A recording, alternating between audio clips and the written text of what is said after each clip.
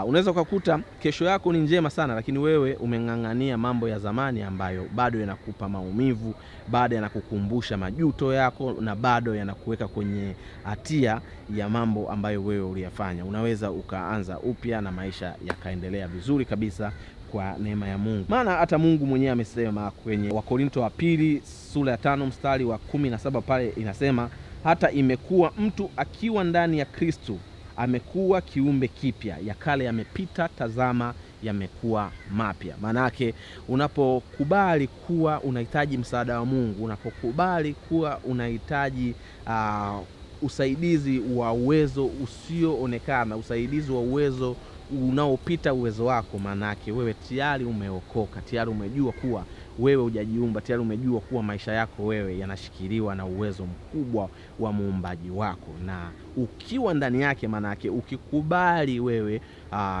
kuishi kwa mwamvuli huo wa kumtegemea Mwenyezi Mungu, maana yake umekubali kuwa ndani ya Kristo. Sasa unapokubali kuwa ndani ya Kristo, ya kale yamepita.